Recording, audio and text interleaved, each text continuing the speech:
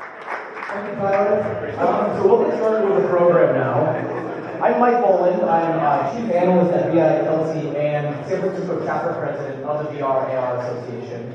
Show of hands, how many of you have been to one of our events in the past? We've only had about 2 of them in San Francisco, so a small group. Thank you guys all for coming back. For those of you unfamiliar, VR/AR Association is a global trade association that focuses on virtual reality and augmented reality. And really, in short, our charter is education and connections in the VR and AR worlds. And there's a lot of ways that plays out. We have a number of kind of editorial and content-related products. We have a blog, a newsletter, a podcast, a number of different kind of video series of thought leadership and educational pieces. And then events like this. This is really the best way, I think, to engage with us. But for anyone interested in kind of a deeper level of engagement, we have everything up to and including full membership. This is a list of some of the members. So if you're, I won't kind of shove this down your throat, but if you're interested in learning about how to kind of engage on this deeper level, please come talk to me. So a few acknowledgments first before we get into the program. So I want to thank our speakers, and we'll get into those introductions in a bit.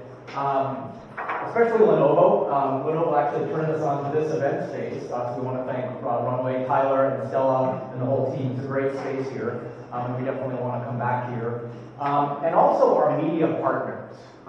So BILC is my company. I'm Chief Analyst there. Another media partner we have is the Virtual Reality Summit. They're an event series. We're doing a lot of things with. Their next event is going to be in San Diego, December 14th and 15th. And you can find out more about that event on their website. I also want to give a special shout out to Kevin Coons. Kevin, where are you? There you are. Kevin Coons, Coons Production. He is a San Francisco-based videographer who's starting to get more into filming things in 360. So that's what this rig is right here. So we are filming 360 about us talking about 360. It's all early meta. And so thank you, Kevin, and shout out to Kevin. And then also, lastly, definitely not least, 2 schools we're partnering with. USF, University of San Francisco, and San Francisco State University. So one of the charters of VR/AR Association is to work with academia on all kinds of different levels. Everything from placing students into internships and positions throughout the industry, technology transfer, there is facilitating university research around VR and AR, and all kinds of other things. So we have a handful of students here from both schools. Raise your hand if you're one of our volunteers. Thank you guys for being here, and we hope we can kind of work with you guys on an ongoing basis. Again, job placements, internships, everything. So we appreciate your efforts. So here's our agenda. We have about an hour of programming, including these kind of introductory remarks.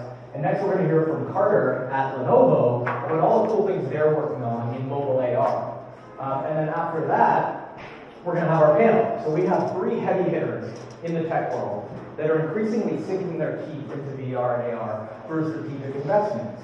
And then through that, they're learning a lot through the due diligence process, through the marketplace vetting, about what the top trends and opportunities are. So we're going to get a chance to pick their brains about what they're seeing, and then also what that really means for you all. Where are there opportunities for either entrepreneurs or startups or media companies, or anyone just kind of curious about VR? Where are the kind of points of entry for opportunity? So we're going to get into some of that, and also give you guys a chance to ask the panel some questions in addition to our panel discussion. And then we'll have another period in the remaining time for more networking and drinks, meet the speakers, see some Lenovo demos, and all that good stuff. So before we get into that, I'm going to give about 10 minutes of, from my perspective as an industry analyst, to give the kind of VR/AR Association take on some of the meta trends that we're seeing, or macro trends we're seeing, I should say, that really set the stage for all the themes we're going to be going over with our speakers for the next 45 minutes or so.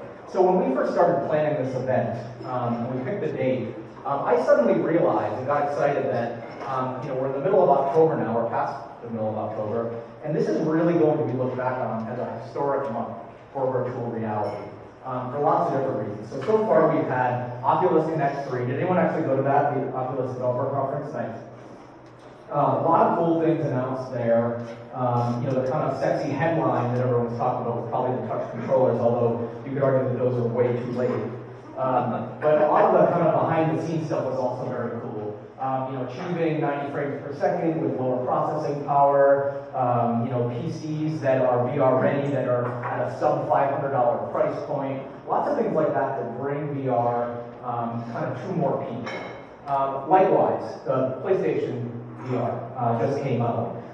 Same thing, bringing VR to more people. Right out of the gate, it's compatible with 40 million existing PlayStations. And then lastly, we have, and of course there are a lot more events happening during the month. These are just some of the highlights.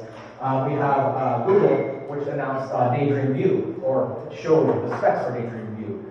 And that likewise brings VR to more people, and it raises the bar for mobile VR. Mobile VR is an important theme that I'm actually going to come back to. Now, one theme you can detect from all of this is that all these things are kind of lowering the consumer adoption barriers for VR, raising the capabilities, and I'll say it again, bringing it to more people. So I think that's a key theme we're going to see going into 2017. Some of the predictions I have is that because we now have the three major HMVs on the market, the Vive, the Rift, and the PSVR, and then also some mobile VR solutions and some other standalones, there's going to be a lot of price competition that starts to lower that pricing barrier. We're also going to see a continued acceleration of content, VR content and content libraries that create more compelling reasons for the mainstream public to adopt VR and hand over those big bucks for a headset at some level. And it's not really going to just be the type of content that we now think of VR, which is a lot of gaming and entertainment, but also filling a lot of gaps with kind of lower hanging fruit, such as live action capture of things like sports or things like user generated content, and really just filling up those content libraries to get more people compelled to adopt VR. Now the other reason I mentioned 2017 is because it's the 10-year mark from the last platform shift, which of course was the smartphone era that is marked by the 2007 introduction of the iPhone. The other reason I mention that is because we're at kind of an iPhone 1 moment right now with VR. Few people often remember that the first year of the iPhone, before 2008 when the App Store came out, we were stuck with these like 16 or 17 apps. And that really kind of limited the utility and the use case to the point of impacting its kind of unit sales and penetration within that first year. So the parallel, the historical parallel, right now with VR is that there isn't enough content to really kind of compel that kind of smartphone level of kind of device sales of like hundreds of millions of units in the US. We're just not there yet. And then conversely, content creators, without that installed base of devices, find it hard to justify the business case of investing billions or tens of millions of dollars in high-end or long-form or high-production quality content. So it's a classic chicken and egg challenge we see at the early stages of a lot of emerging tech marketplaces. So that tells me kind of two things. One is that content is going to be king, just like it was in lots of other kind of legacy media. We're very bullish and supportive of content at the VR Association, and not just the content itself, but all the supporting parts. The camera rigs, the compression technology. We have Ryan here from Bisbee, working on really cool codecs around compression technology. A lot of good stuff like that. We're very bullish on that kind of ecosystem growing and the value chain of all of those different parts. And the second thing that this tells me is that because there is a kind of chicken and egg situation here, the nearer term opportunity is going to be with hardware that has that lower consumer barrier to entry, which right now gets back to my earlier point about mobile VR. And of course we had Daydream View come out, bringing some of those barriers down. Now to kind of quantify that a bit in terms of the mobile VR opportunity, if you look at the number of head-mounted display unit sales in the US, according to IDC, and this is just the tethered PC or console VR, high-end VR, or what I like to call heavy VR. It's now, this year, going to reach about 2 million units in sales. By 2020, that's projected to be about 64 million, which is great. We're very bullish and supportive and psyched about that growth. But if you compare that to the installed base of smartphones globally right now, it's 2.6 billion. So clearly the larger opportunity in terms of the installed base of addressable hardware that's in the market now. Now, of course, all those 2.6 billion units in smartphones aren't VR compatible, but we believe in the next few hardware replacement cycles that will be the case. And also, mobile VR certainly is a very stripped down experience. There are a lot of things missing. We don't have positional tracking and room scale and a lot of these things we look forward to in VR.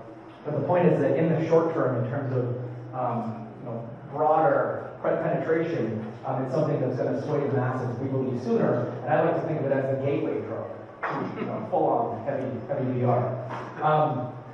So it's also interesting. I think that it's not just the near-term opportunity; it's also the long-term opportunity when we're talking about mobile VR. So it's the near-term opportunity for the reasons I mentioned: lower barriers to adoption, lower price, all that. And then we're going to move into a phase where PC and console VR is really going to start to scale in terms of consumer adoption when the price comes down and it's really attracted by those things we all are looking forward to: better quality, positional tracking, higher frame rates, room scale, higher resolution, all that good stuff.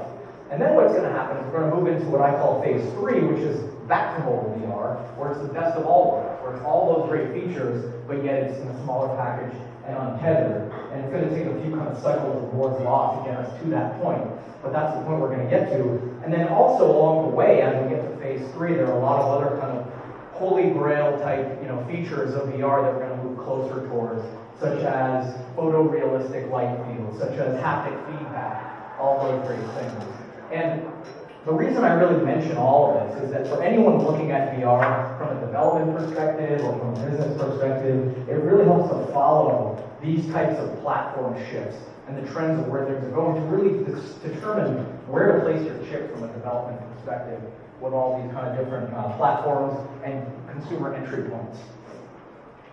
So switching gears here and kind of winding down, I want to spend the remaining part of this presentation in segueing to Carter and his discussion about AR. AR, a lot of the same dynamics are present. The nearer term opportunity is going to be with smartphone AR before we get to a day where kind of wearable and goggles-based AR is going to be prevalent. A lot of it has to do with technical reasons, a lot of it has to do with cultural reasons and stylistic reasons. We're just kind of not quite there yet. But it's important to look at AR because it's eventually going to be much bigger than VR. It's going to come later, but it's going to be bigger. So Digital pegs it as a 3x delta between augmented reality and virtual reality in terms of the market size by 2020. And there are a lot of reasons for that. The kind of commercial applicability of AR is going to be bigger.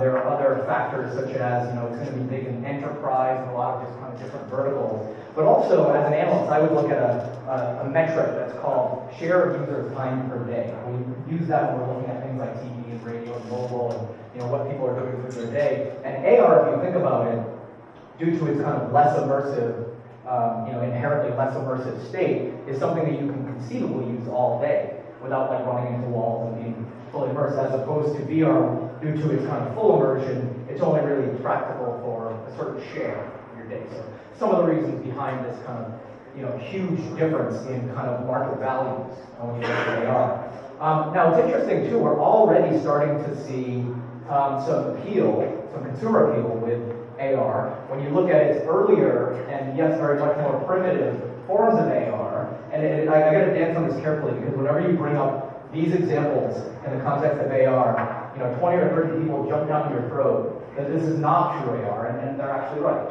It's not. But when you look at things like Snapchat 3D stickers, Pokemon Go, this is a very basic form of a graphical overlay. True AR, of course, will be when we get to the day of having graphical overlays that are dimensionally accurate in the way that they kind of interact with the physical world, and also, they have accurate parallax effect and perspective and all that stuff. But the point is, it doesn't really matter that this is not true AR. What matters is that this has given the world a taste of AR. I talked about gateway drugs earlier. This is going to be the gateway drug for AR, the same way that mobile VR was that gateway drug. So one of the takeaways from this presentation is that the VR AR Association condones gateway drugs and the use of gateway drugs. So that's very important. I think that it's given the world a taste of this kind of AR-like interface. So when it does get here, the adoption curve I think is going to be a lot more accelerated because people have already gotten that taste.